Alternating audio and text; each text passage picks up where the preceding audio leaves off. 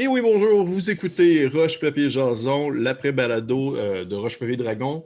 Je suis cette semaine en compagnie de Yann ainsi que de Simon pour venir parler en fait d'un retour concernant l'épisode 6 de la saison 5. Salut les gars, ça va bien? Oui, Hello! Oui. oui, oui. hey, ça Euh, passe vraiment vite. Tu viens de dire épisode 6, puis on dirait que ça fait 2 épisodes. Ça oui, je passe vite. sais. Moi aussi, je trouve que ça va vraiment vite. J'ai l'impression que l'espèce de passe où vous étiez dans la grotte en train de vous battre contre une espèce d'araignée qui pitchait des espèces de filaments blancs, j'ai l'impression que c'était genre avant hier, là. Mhm. Mais pourtant, C'est oui, vrai. ça passe vite. Ça passe très vite. Fait que, hey les gars, gros épisode. En fait, épisode très action-pack, on va dire, là. Ça a commencé dès le début avec votre arrivée au Grand Palais de Brakis avec les espèces de grands oignons métalliques qui est un peu une représentation, si on veut, des palais en Russie, comme l'expliquait Mathieu.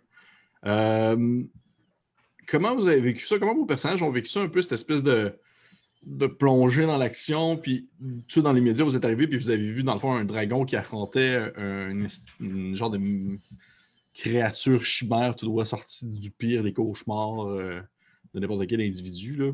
Comment est-ce que vos personnages ont comme réagi suite à ça? Est-ce que vous étiez tout de suite genre OK, là, du coup, on saute dans le mêlée, ou vous étiez plus on attend tout de voir un peu qu'est-ce qui se passe, ou...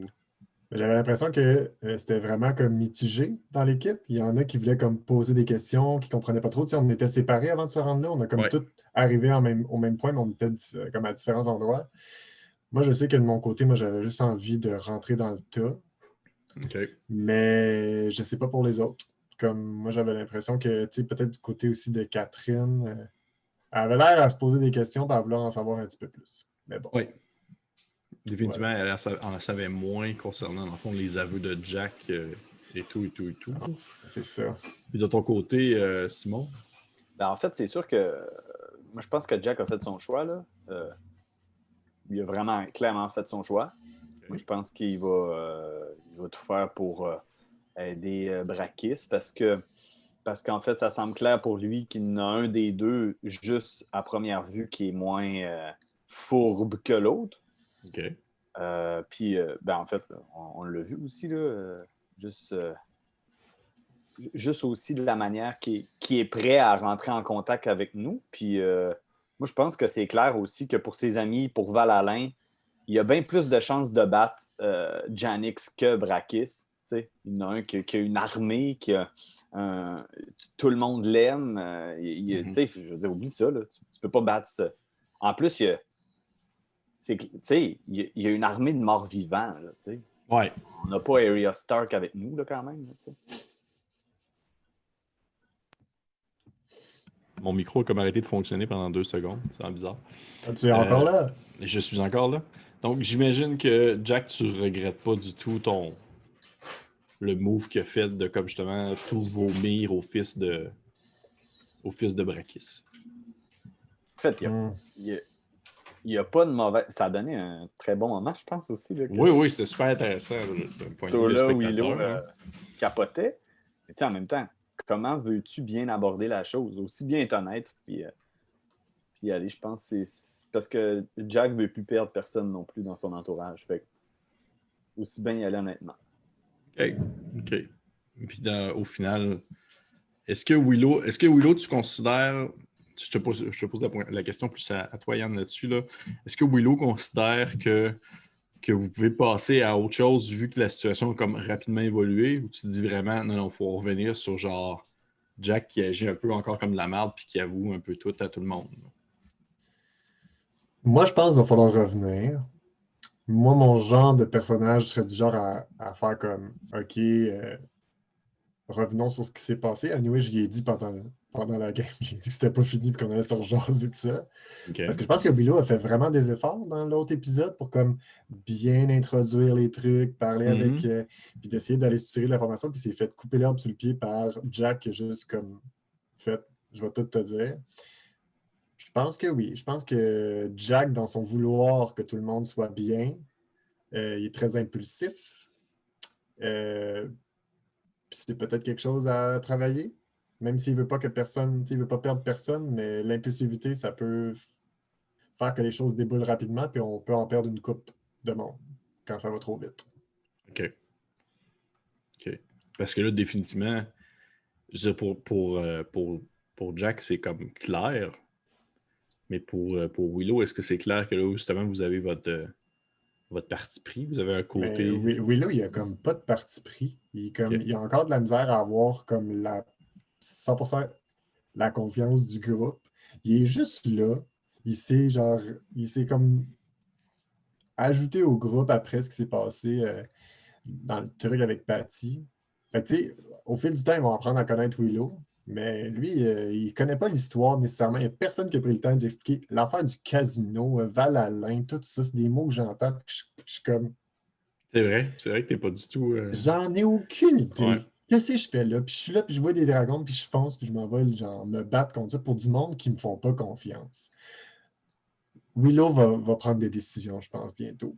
Puis il va comme changer la donne un peu, je crois. Hein, OK. Mathieu? Voilà. OK. Voilà. C'est un peu. OK. OK. Mais justement, parce que le personnage de Willow est pas du tout. On va dire, n'a pas d'affinité avec justement des éléments que tu viens de mentionner, comme Val-Alain, le casino et tout ça. Tu n'en as aucune idée c'est quoi. Puis, je veux dire, au final, tu t'en fous un peu aussi. Là. C'est pas, ça te concerne zéro puis une barre. Tu es plus dans le concret actuel. Est-ce que justement, ça fait en sorte que euh, le personnage de Willow pourrait un peu, on va dire, développer, pas nécessairement une affinité, mais je dirais un certain sentiment d'appartenance un peu plus fort à Brakis et son entourage plus qu'au groupe actuel? Peut-être. Je sais pas. Mais tu sais, en fait, Willow, il n'est pas en quête d'aventure, là. Mhm. Il est vraiment pas c'est pas un personnage qui a envie de partir puis de se faire des amis nécessairement. Il s'est lié d'amitié avec ces gens-là, mais il y a une quête aussi, Willow. Mais tout le monde s'en fout. Et Mais en même personne ne le sait. Mais en même temps, Yann, Willow, il fait quand même vivre des gens pour qu'ils deviennent des morts vivants. Puis s'il y a quelqu'un, en tout cas dans l'univers présentement de Roche-Papier-Dragon, qui a ces pouvoirs-là et peut-être 100 fois plus de pouvoir que toi pour le faire, c'est peut-être Brakis. Fait que, tu sais, je ne sais pas ce qui va se passer, mais en tout cas, ça peut lourdement peser dans la balance pour ta suite de prise de décision. Exactement. Puis, mais on sentait aussi que Drakis a tué mes deux chouchous. Fait que. Qu'est-ce qu'il t'a donné en échange? Ouais. Parce que là, Ah! moi, je ne sais pas encore, puis j'ai tellement hâte de savoir. C'est vrai qu'on ne sait pas du tout. Mais ça, c'est vraiment juste une question que je me pose justement parce que veut pas, la situation évolue très rapidement, puis il se passe beaucoup de choses en peu de temps, puis vous voyagez ensemble et tout ça. Mais Jack, qui a justement une attitude un peu plus sécuritaire, il est plus, pas nécessairement sur le défensif, mais il est plus à prendre son temps, on voit qu'il a mûri vu la situation de la perte de sa jambe et tout ça. C'est quoi son opinion actuelle de Willow? Ben, en fait, il l'a mentionné un peu. Mm-hmm. C'est dur de gagner la confiance de Jack maintenant, quasi impossible. Mais comme son bon ami Léo Warren a confiance en Willow, il fait aux trois quarts confiance. OK. Ouais. Et est-ce que Jack se laisserait, on va dire, repousser la jambe par Willow? Parce que Willow a laissé sous-entendre qu'il pouvait faire ce genre qu'il avait peut-être cette capacité-là éventuellement de faire popper des membres et autres. Je ne veux pas vendre de punch, mais pour m'avoir bien informé, ma classe me permet plus aisément que Willow de me faire pousser la jambe. Fait que je pourrais demander à mon Dieu qu'il la repousse. Mais ça va coûter quoi? Un bras. Deux bras. Peut-être.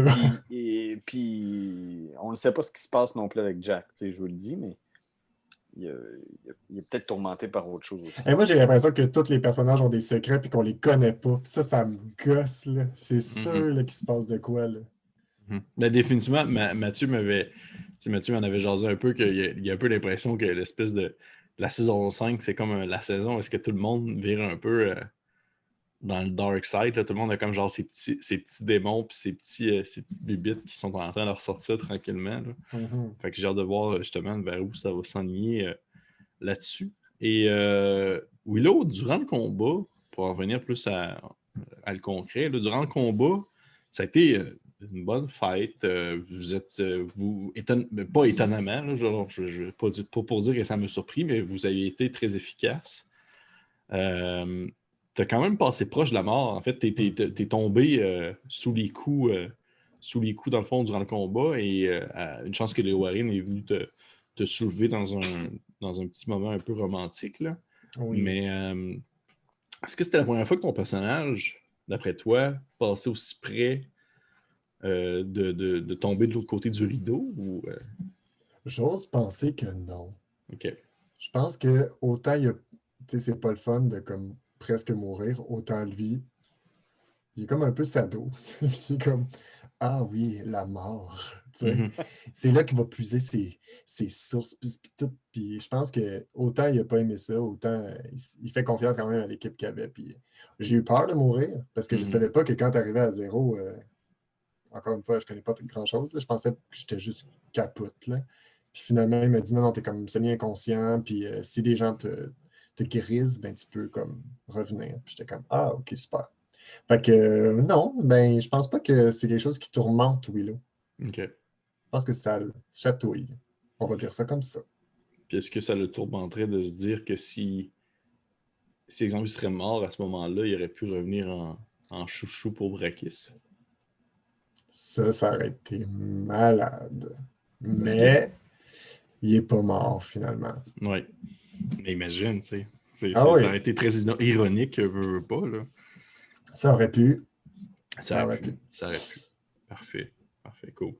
Hey les gars, ça va déjà faire le tour. Veux pas le combat. L'épisode a été très focusé sur le combat et sur votre première partie de rencontre avec Brakis. J'ai hâte de voir ce qu'ils vont en retourner. J'imagine que vous allez filmer bientôt. Je ne sais pas si vous avez des dates de prévues, là. Mais oui, bientôt, ça va se faire. Parfait. Fait que j'espère que vous avez apprécié ça. Pour ma part, j'étais bien content de vous parler encore.